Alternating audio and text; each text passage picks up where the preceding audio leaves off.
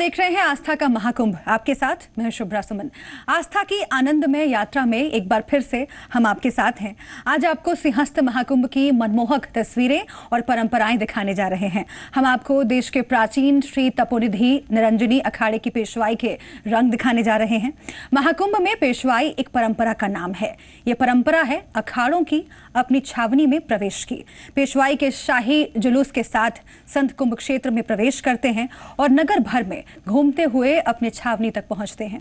देश के अलग अलग कोनों से पहुंचे महापुरुषों का नगर आगमन कितना भव्य होता है, उनका स्वागत कितना गरिमामय होता है, इसका अंदाजा आप श्री तपोनिधि निरंजनी अखाड़े की पेशवाई को देखकर लगा सकते हैं। तो चलिए आपको दिखाते हैं पेशवाई और सिंहस्थ महाकुंभ के अलौकिक नजारे।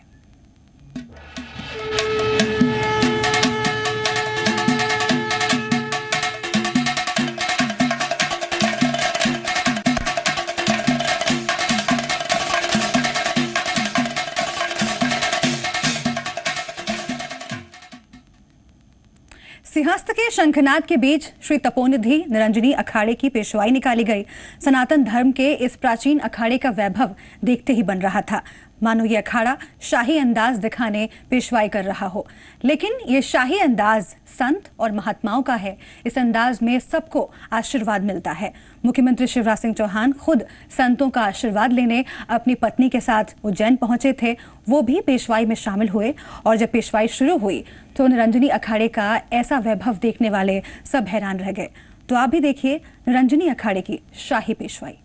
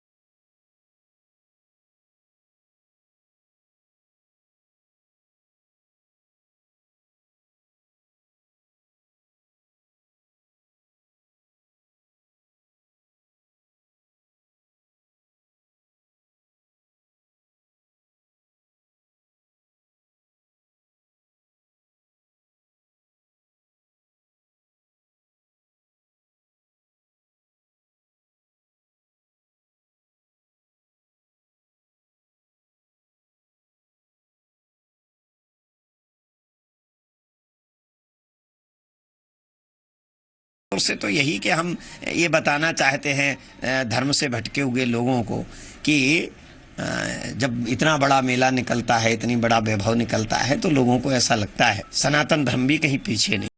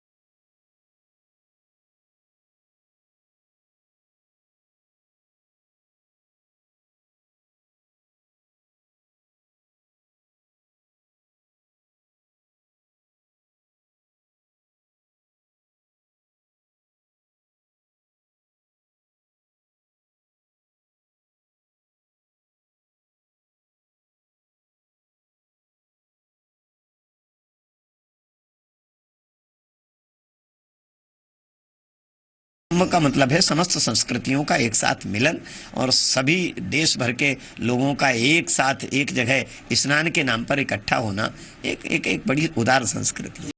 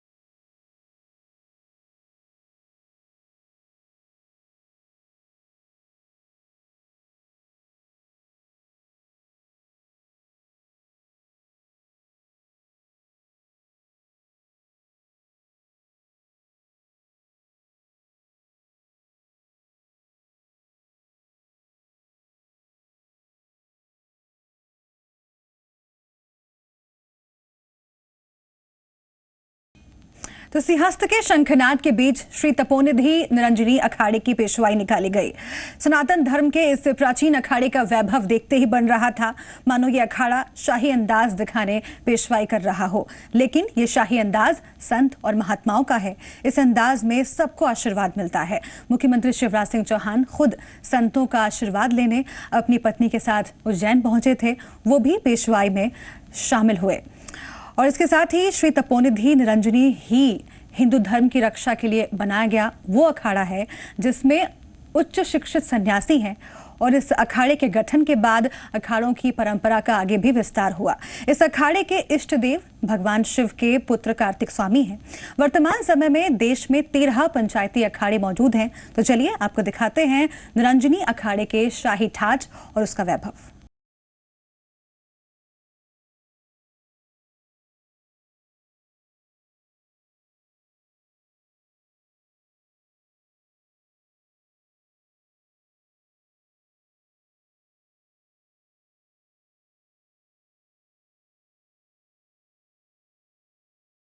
संस्कृति के केंद्र में अब जगतगुरु शंकराचार्य हैं, 4 पीठ हैं और 13 अखाड़े हैं। लेकिन इन अखाड़ों के इतिहास में सिर्फ एक मूल है और वो है सनातन धर्म और संस्कृति की रक्षा करना। सिंहस्थ हो या देश में कोई भी महाकुंभ, 13 अखाड़ों की पेशवाई से ही आस्था के इस महापर्व की शुरुआत होती है और अंत भी यही अखाड़े करते हैं। यानी आस्था के महाकुंभ की धुरी में यही अखाड़े होते हैं और श्रद्धालु इस धुरी की परिक्रमा करते हैं।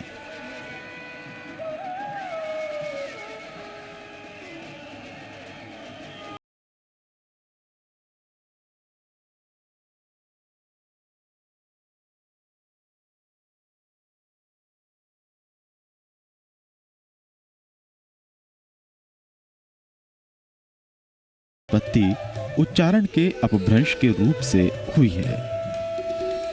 माना जाता है कि अखंड शब्द का भ्रंश रूप अखाड़ा हो गया और इन अखाड़ों का निर्माण हुआ राष्ट्र और हिंदू संस्कृति की रक्षा के लिए। इन अखाड़ों में शास्त्र और धर्म के साथ सेना, ब्राह्मण और क्षत्रियों को समन्वित किया गया था, जिसके बाद सन्यासियों को संगठित करने के लिए तीर्थ, आश्रम, वन, अरण्य, गिरि, पर्वत, सागर, सरस्वती, भारती और पुरी नामों में विभाजित किया गया।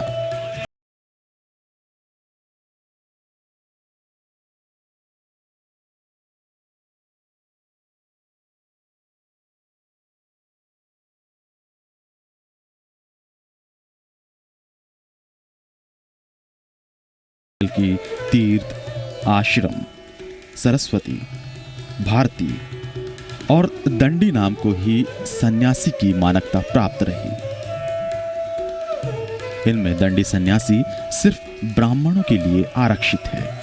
इन सन्यासियों का काम सिर्फ धर्म प्रचार करना था। और फिर आदिकाल में सन्यासियों की प्रतिभा के उपयोग के लिए शंकराचार्य ने 4 मठों की स्थापना की। लेकिन अखाड़ों की स्थापना का मूल उद्देश्य इन नामों से पूरा नहीं होता। कहा जाता है कि अखंड भारत में मुगलों, यवनों के आक्रमण हुए। तब मुगलों और यवनों की रीति नीति के कारण हिंदुओं पर अत्याचार बढ़े और हिंदू धर्म का पतन होने लगा। तब सन्यासियों ने शास्त्र छोड़कर शस्त्र का सहारा लिया। इन सन्यासियों ने कई जगहों पर मुगलों को परास्त भी किया। तब अखंड भारत के कई भागों में अखाड़ों की स्थापना हुई, जिन्हें संप्रदाय के आधार पर बांटा गया। इनमें शैव, उदासीन और वैष्णव संप्रदाय के अखाड़ों का जन्म हुआ और तपोनिधि निरंजनी अखाड़ा इनमें से शैव संप्रदाय का प्रमुख अखाड़ा है, जो अखाड़ों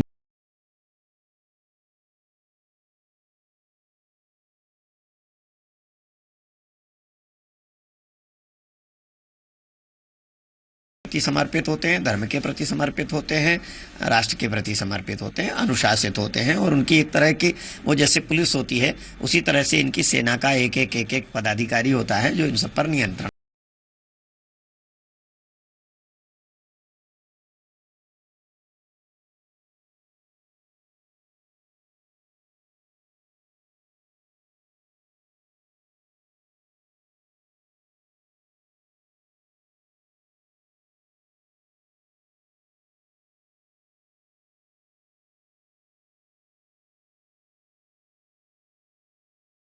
में स्थापित हुआ था। इस अखाड़े की स्थापना गुजरात के मांडवी में हुई थी। इस अखाड़े के इष्ट देव भगवान शंकर के पुत्र कार्तिक स्वामी हैं। इस अखाड़े में दिगंबर, साधु, महंत और महामंडलेश्वर होते हैं। इनकी शाखाएं इलाहाबाद, उज्जैन, हरिद्वार, त्र्यंबकेश्वर और उदयपुर में हैं। और इस अखाड़े के संत इन तीर्थ शाखाओं के दूरदराज के इलाकों में रहते हैं। ये आम जनजीवन से दूर कठोर अनुशासन में जीवन यापन करते हैं। इनके गुस्से के बारे में प्रचलित किस्से कहानियां भी इनको भीड़ से दूर रखती है। लेकिन वास्तविकता यह है कि इस अखाड़े के ही क्या, किसी भी अखाड़े के साधु, सन्यासी और नागा किसी को कोई नुकसान नहीं पहुंचाते। लेकिन तब तक जब बिना कारण कोई उन्हें उकसाए या तंग ना करे। कहा जाता है कि भले ही दुनिया अपना रुख बदलती रहे, लेकिन शिव और अग्नि के ये भक्त इसी रूप में रहेंगे। तपोनिधि निरंजनी अखाड़े के नागा साधु 3 प्रकार के योग करते हैं, जो उनके लिए ठंड से निपटने में मददगार साबित होते हैं। ये अपने विचार और खान पान दोनों में ही संयम रखते हैं। इस अखाड़े के नागा साधु एक सैन्य पंथ है और ये एक सैन्य रेजिमेंट की तरह ही बंटे हैं। त्रिशूल, तलवार, शंख और चिलम से वे अपने सैन्य दर्जे को दर्शाते हैं। तो सेना का काम जैसे अपने राष्ट्र के लिए मर मिटना होता है, वैसे अखाड़े के जो परंपरागत लोग नागा हैं उनका यही उद्देश्य होता है। इसी तरह से बनाए जाते हैं कि हम अपने आवश्यकता पड़े तो हम अपने धर्म के लिए मर मिटेंगे। तपोनिधि निरंजनी अखाड़े के नागा साधु अमूमन कुंभ में ही दिखाई देते हैं। इस अखाड़े और इसके नागा साधुओं को लेकर कुंभ मेले में बड़ी जिज्ञासा और कौतूहल बना रहता है। कोई कपड़ा ना पहनने के कारण इस अखाड़े के शिव भक्त नागा साधु दिगंबर भी कहलाते हैं, यानी आकाश ही जिनका वस्त्र है। कपड़ों के नाम पर पूरे शरीर पर धुनी की राख लपेटे ये साधु कुंभ मेले में सिर्फ पेशवाई और शाही स्नान के समय ही खुलकर श्रद्धालुओं के सामने आते हैं।